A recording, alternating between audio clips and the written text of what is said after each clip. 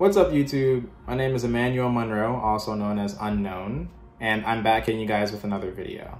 Just to let you guys know, I have a script for this video, so I'm going to be looking up a lot because it's a long script. I can't remember the whole thing, so I can't just stare into your souls passionately as I'm talking. So if you see me look up, you know why. It's not because you're short. My previous videos have all been on computer builds and one that was on hand sanitizer. But we have to talk about the idea of affordability. Not everyone has thousands of dollars to blow on a new PC, and to those who do, why are you watching this video? Shoutouts to all my homies balling on a budget. Affordability and price to performance ratio are things that need to be talked about a bit more. Too often do I hear of the upper echelon of PC gaming with build costs that can honestly pay off the rest of my loans. And rarely do I hear people talk about the state of the PC market for cheaper builds.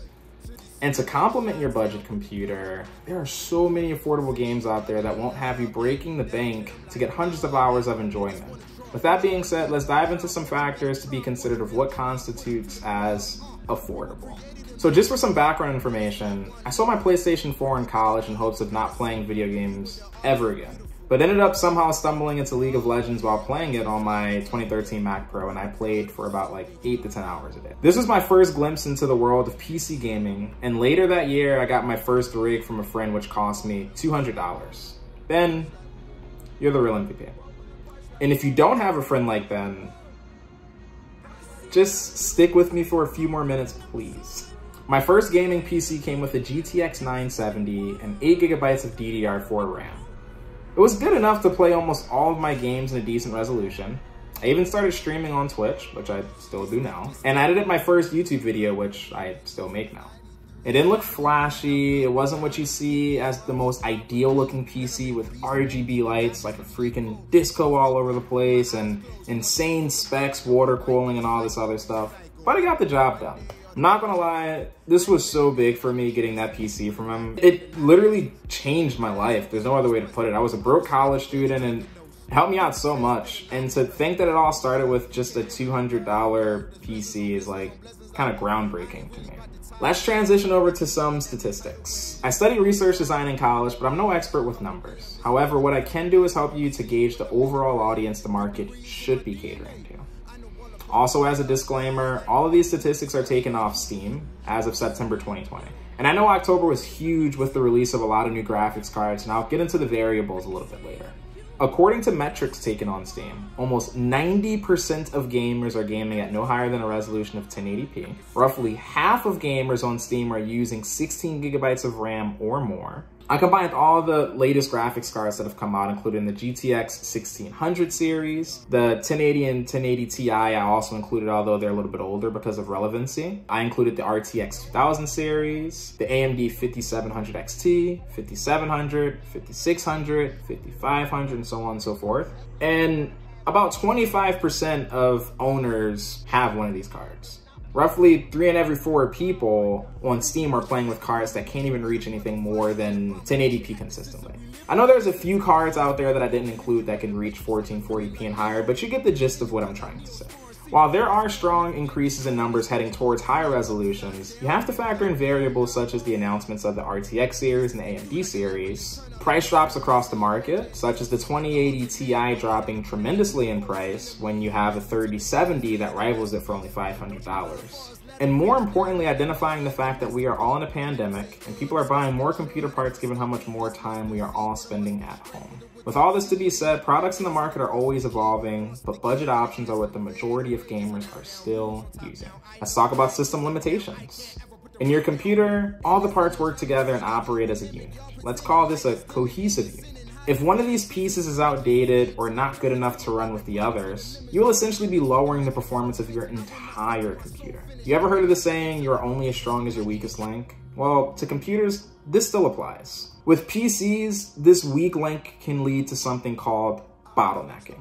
Another aspect to look into is monitors. You can only run the resolution of what your monitor can handle. you're going to have to throw money at a lot of upgrades to compensate for making the jump to newer parts. This means that shiny new RTX 3080 that you want to play Cyberpunk 2077 on in full resolution is going to need a capable CPU, and throw in a monitor that can handle 1440p, 144 Hz, and 1 millisecond response times as well, and before you know it, you're throwing even more money into this hole. Listen, you do not have to spend this much money if you're on a budget. You can absolutely get a lot of value out of a computer for a much more reasonable price. For reference, if companies were to try and push towards 1440p as the minimum requirement for a game in the near future, they would essentially be shooting themselves in the foot, losing almost 90% of their profits according to Steam statistics. With that being said, 1080p isn't going anywhere for a long time. The new trends as of recently are making games that everyone has access to, such as Among Us, Genshin Impact, Terraria, Stardew Valley. Gotta give some love to mobile gamers. Do you guys not have phones? Yeah, you guys all. I have to include that, I'm sorry. I'm truly sorry. Another aspect I want to dive into is accessibility, as in, what can you do with what you have? Consoles are known as the budget and easy options, but PCs have a much higher ceiling. And there's the stigma that you have to build your PC, but pre-builds get the job done just as well, as long as you're doing the research on the parts that these pre-builds have. Heck, my first computer was a pre-build. I probably got my PhD in understanding computers before I even decided on my first part. I was pretty much on Reddit every day asking non-stop questions about the ins and outs of PCs, researching YouTube videos, looking up different dimensions, looking up different aesthetics, looking up battle stations that they have on Reddit, and looking up PC setup wars that they have on YouTube. And I'm just like, I'm all over the place. And it really helped me to get an understanding of exactly what I want for my PC.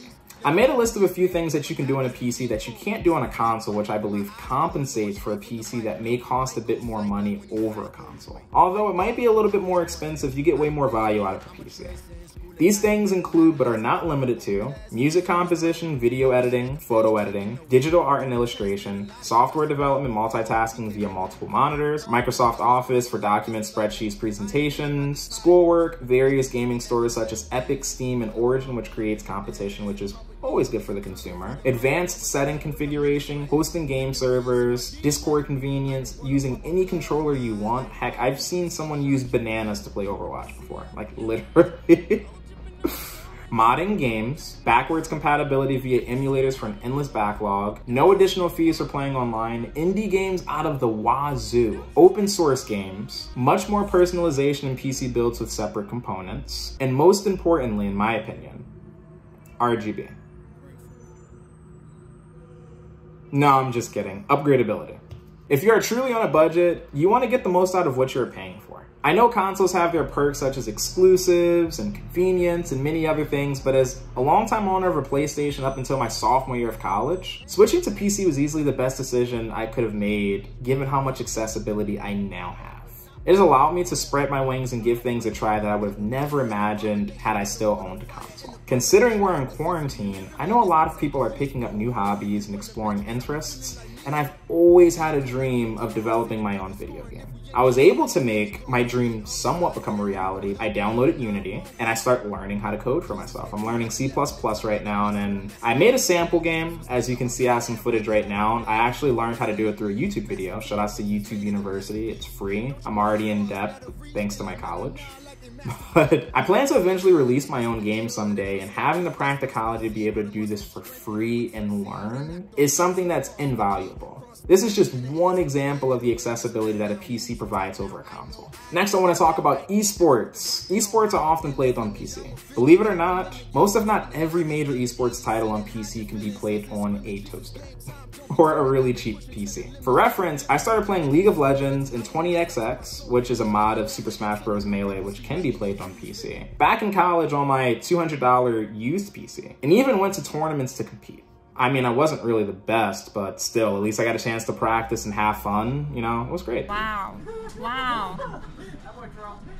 Good job, Terrell. Oh, no. Oh. My really cheap PC was my training grounds for owning my skills. If you get a PC, you can start grinding to one day be able to play with the pros. And once you reach that top level, make sure you give me a shout out, because you watched this video, you got encouraged, you were inspired. No one else is there for you on day one except for me. And for the part you've all been waiting for, I've compiled resources to make 2 budget builds as well as a list of games that I recommend that are at the most $20. As far as the computer, these computers can both handle most if not all the games on the list depending on the settings that you utilize. The first build is $300 for the super budget people with some room for upgradability. And the second is $500 for something that I think would be a little bit more ideal. I also included some sites that you can check out for sales, whether they can be on games or PC parts, for those who are interested. If you see an asterisk next to a game on the list, and this means I've spent more time than I'd like to admit playing this game, and it's a personal recommendation of mine. Everyone has different tastes in games, so I won't tell you what to do, but I hope you can enjoy the information that I compiled for you. And here's the list. I'm going to try to do this as fast as possible. As you can see, I went a little over budget for this, but it's okay because I feel as though this is a very strong build to start off with, especially for the budget that we're working with. I have the 3200G, meaning that I do not have a dedicated graphics card. However, this does have integrated graphics, so you can play a lot of games at high performance on this. On the $500 build, I went up to 16 gigabytes of RAM. I have an M2 drive, and I got a refurbished RX 580 from eBay. Due to crypto mining, you can get a card for a very affordable price, and it beats most cards at this price for retail value. Finally, I have my games list. Final Fantasy XIV specifically, do not start paying for your subscription. The free trial of the game includes the full base game and the first expansion, which is hundreds of hours of content. You may be locked behind some things, but it's okay because that much content compensates for it. As you can see, I have asterisks next to the games that I spent a lot of hours on. And here goes my $20 and under list. And just to let you guys know, I'm going to have all the links in the description. I hope you guys enjoy this, and let's get back to the video. The last thing that I want to go over in the video is just some resources that I recommend. I know I've built 3 computers before, technically 4. I recorded 3 computer builds and I've done 1 without recording. And for each of these builds, I've always gotten very affordable and good sales through Reddit. Yes, you heard me. Check these subreddits consistently. I would recommend going to r/game deals for video game sales. And I would recommend going to Build a PC Sales, Build a PC, and PC Master Race as Reddits that you can go to, with another Reddit that I recommend for inspiration being Battle Stations. All of these subreddits combined will give you affordable parts that you can find on sales, and it'll also give you inspiration for what you want to get out of your build. For example, for my build, I have an SFF PC, which is a small form factor PC. I love small PCs. I think just having something that's compact, but can also still run as good as the other big full towers out there. It's very convenient because I travel a little bit with my PC, and I think it's just really awesome to have. And it also fits the aesthetic of my room. I just like the really minimalistic look. As you can see, I don't have anything around. I have a rock behind me, but that's for a completely different video. You guys made it to the end of the video if you're here. And if so, thank you firstly for just watching my content. I know that it can just be really easy to get hyped up and caught in the craze of I need the newest things. But sometimes we need to just take a step back and identify that there's a lot of things out there that are affordable and will satisfy what we want with gaming. If you want to play Call of Duty, you do not need a $5,000 PC to do that. And there's a lot of games out there that are very affordable. You don't always have to throw $60 at a game. And obviously this is other people's preference. You know, if you want to get that game, you can. If you don't want to get it, you don't have to get it. You can try something else. I mean, I've put over 2,000 hours into a game I paid $7 for. Elder Scrolls Online, I got it on sale, and I play the mess out of that game. I really hope that this video helps people to identify that it's okay to take the more affordable route instead of trying to get all the most expensive things. I really hope this allows people to just understand that it's cool stewarding your resources. It's cool saving money.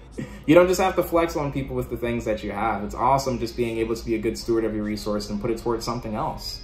You know, you can buy something super expensive and not have anything. You can buy something that's affordable, get everything that you want and still have money to the side, and that's awesome, you know? I decided to make this video because my girlfriend and I were having a conversation about the new RTX 3000 cards coming out. I got my 2070 Super for about $500, and that card's about $500. And when I realized I don't even play games that are 1440p, I still play 1080p games, I'm like, there's no point of me getting this card. There's no urgency to me getting this. I'm completely fine with what I have right now. And I want you guys to realize that as well. There's no urgency to have to upgrade because there's new things coming out. Just figure out what you like and stick with it. But I hope that you guys enjoyed this video. Take care, God bless, be safe, wear a mask, wash your hands, 6 feet distance. Please don't tear people's heads off because of who's going to get elected as president. You know, we all need to attain unity in this country. And I hope that you all have a good day.